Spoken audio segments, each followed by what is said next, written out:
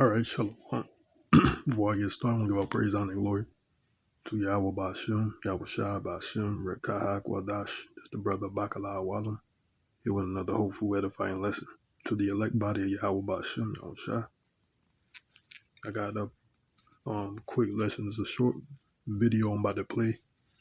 And Donald Trump used the word Draconian in the apostles and the men of the Lord from the apostles on down.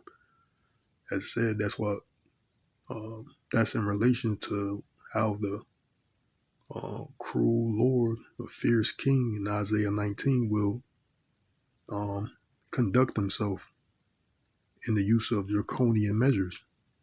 And that king, which is Nero, which is Donald Trump, he actually used that particular word in relations to the Strait of Hormuz. So I'm gonna play this clip, right? And you want to see it. So, economic warfare on an unprecedented scale. US President Donald Trump. I'm gonna say this is fair use.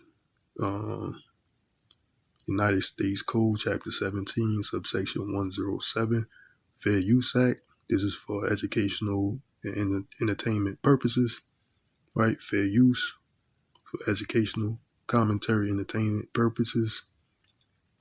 Fair use. United States Code, Chapter 17, subsection 107. Trump announces a new campaign to isolate Iran and punish its trading partners. Here are the latest developments from the past 24 hours. The US president is threatening to inflict what he calls economic D-Day against Iran and anyone who does business with it. He posted on Truth Social, "Today I am also announcing that any country that allows its financial institutions, businesses, airports, or government entities to provide any type of lifeline to Iran will itself face tremendous economic consequences." Trump says it will be the most crushing economic operation ever taken against any country. Dramatic much, but few details have been released, and Iran is already under extensive US sanctions. Foreign companies and institutions have faced restrictions for years, so secondary sanctions are nothing new. But Trump is signaling that the measures will now be aggressively enforced. Well, we have things that we could sanction. We have very draconian sanctions, and we'll see what happens. Right now, the strait is open. A lot of boats are coming through. People aren't reporting that, and that may slow down a little bit at some point. But right now, a lot of boats are coming through. The naval blockade has been extremely effective. Despite those claims. So there, right there, you heard him say, he used the word draconian. I'm going to play again, right? So he used the word draconian, right? And the men of the Lord said that's how this king will conduct himself in the draconian, in the use of draconian measures, right? Which we're going to get the definition of draconian also. Enforced. Well, we have things that we could sanction. We have very draconian sanctions, and we'll... So there you go. He said we got draconian sanctions coming to those who opposes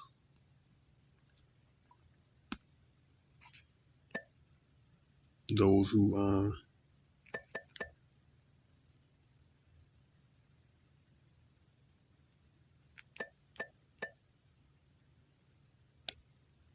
opposes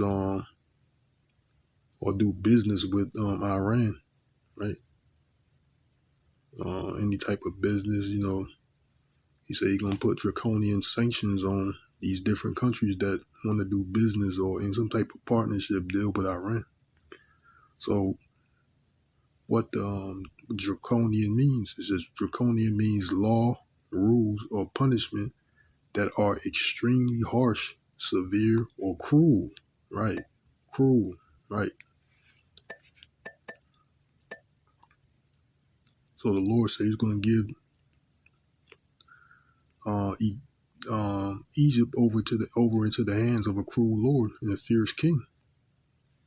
Right? I'm going to just read from the top, Isaiah 19 and 1. It says, the burden of the Lord. I'm going to read it out the NET, right? Isaiah 19 out the NET.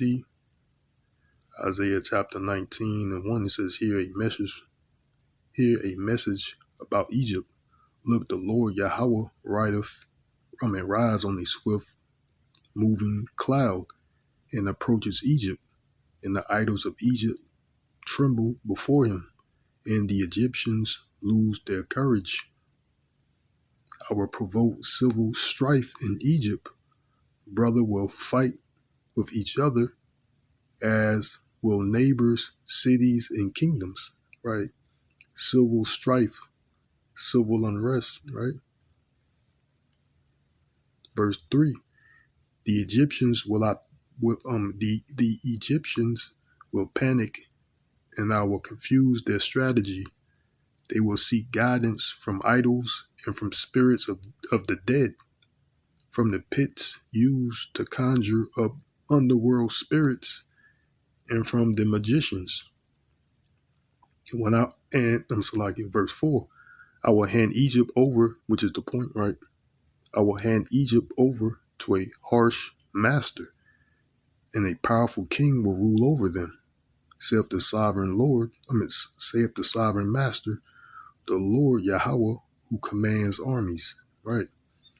So, yeah, a harsh master will rule over them. So let's read out the KJV, verse 4, right? It says, and the Egyptians will I give over into the hand of a cruel lord, and a fierce king shall rule over them, saith the Lord Yahawah of hosts, right? So a fierce lord, right? A cruel lord and a fierce king, which is the use of draconian measures. You heard him yourself say, current commander-in-chief, that cruel lord Nero, which is Donald Trump, used that exact words as cruel, severe, and cruel punishment, severe and cruel laws and rules, right? He says he's going to use cruel laws and rules against those that's in any type of agreement, business, partnership with Iran over the Strait of Hormuz. So that's what it is right there, man. As the apostles and elders, said it from there. That's how this king would conduct himself. And they came out, and the head apostle, he came out and said that's who Isaiah chapter 19 is talking about, verse 4.